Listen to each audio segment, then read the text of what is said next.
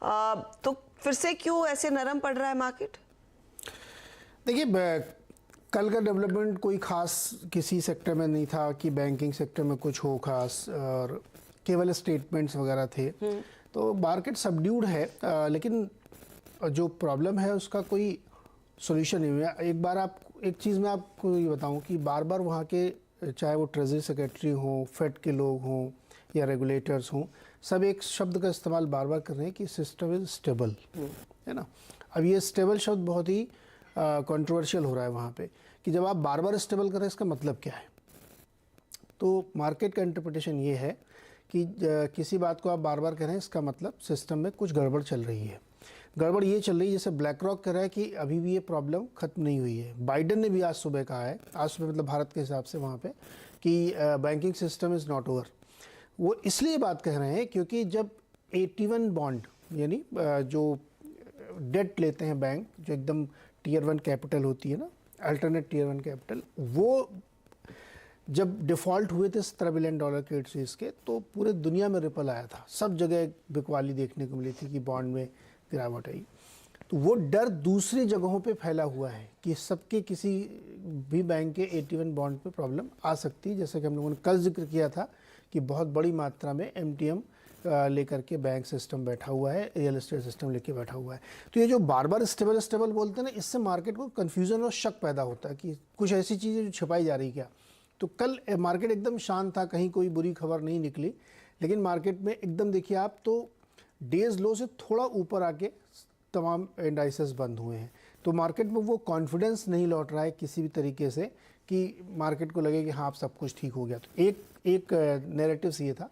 दूसरा, black rock जो दुनिया का सबसे बड़ा फंड मैनेजर है, उसने कहा कि जो लोग रेट कट की बात सोच भी रहे हैं वो बुरी तरीके से गलत पड़ेंगे। 2023 में कुछ भी नहीं होने वाला है, क्योंकि अभी भी ब्याज दरें बढ़ने के साफ संकेत हैं। तो इन स्टेटमेंट या इस कन्फ्यूज़न के चक्कर में बाज़ार अपना एकदम शांत ट्रेडिंग हुई है, कुछ खास नहीं हुआ। जैसे आपने बताया कि एक बड़ी खबर ये थी कि अलीबाबा अपनी 6 कंपनियों को तोड़ेगा, उसके बाद लिस्टिंग करेगा, तो ये एक अच्छी खबर थी। दूसरी एक बड़ी घटना हुई कि बर्कशायर ने ओसिडेंटल पेट्रोलियम में फिर और स्टेक खरीदा, वो 23-24% तक अपना स्टेक ले गए। और कोरिया में, साउथ कोरिया में शॉर्ट सेलिंग अलाउड की जाएगी, जो वहाँ पे बैन थी अभी तक। तो अब ये एक बड़ी इंटरेस्टिंग चीज़ होने वाली कि कोरियन मार्केट में फिर से वो अलाउ करने वाले हैं। तो देखते हैं वहाँ क्या निकल के आता है।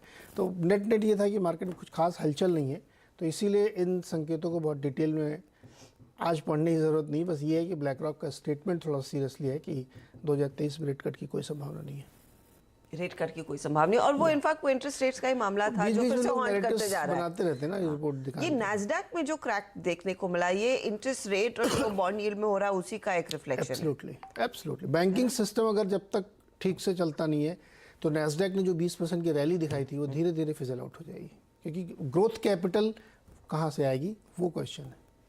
और ऑफ कोर्स कल वो कंज्यूमर कॉन्फिडेंस का डेटा भी आया, जिसमें हमने देखा है उम्मीद से थोड़ा सा बेहतर, लेकिन वहां पर एक स्पेशल क्वेश्चन ऐड किया गया था। मैं वो पढ़ रही थी रिपोर्ट कि अपने कंज्यूमर प्लान, स्पेंडिंग प्लान्स को लोग कैसे बदलेंगे। तो उसके जवाब ने कहा कि अपनी डिस्क्रिशनरी आइटम्स में कम खर्च करेंगे। और डिस्क्रिशनरी आइटम क्या? Visiting amusement parks and dining outside. हाँ, तो आप देखिए, कल हम लोगों ने जिक्र किया था कि अमेजोन ने कहा है कि बार बार जो लोग रिटर्न करते हैं उस पॉलिसी को हम टाइटन करेंगे। और एप्पल कह रहा है बाय नाउ पे लेटर, BNPL पे आ गए हैं। ये तो उनको पता नहीं कि हम RBI यहाँ पे कितनी सख्ती बना के रखा हुआ है BNPL पे। तो कहीं ना कहीं दिख रहा है कि प्रॉब्लम है लोगों के सामने। तो ये सब छोटे छोटे हथकंडे तरह तरह के अपनाए जाएंगे। और लोग अगर बाहर खाना नहीं खा रहे तो वो एक संकेत है, वो तो पहला साइन हो जाता है कि अब लोग अपनी बजट को टाइट रखना चाह रहे हैं, ज्यादा कुछ फालतू फिजूल खर्ची नहीं करेंगे। कुछ अच्छा खाना है तो घर में ही बना लीजिए, जो फ्रिज में है या उसी को खा लीजिए। चलिए विनूप, गुड मॉर्निंग। आज का सेशन एकदम इम्पोर्टेंट, मार्च एक्सपायरी, और इस सीरीज में वैसे भी हमने देखा है करीब 500-550 पॉइंट की गिरावट निफ्टी ने दिखाई है। और आज कमजोरी आती तो मैं एक रिपोर्ट ये पढ़ रही थी कि स्मॉल कैप्स तो 40% नीचे आ जाएंगे। ये बताइए, आज का सेटअप तो है वैसे फीका, लेकिन इस फीकेपन में अगर कुछ निकालना है तो क्या वो ट्रेड होगा?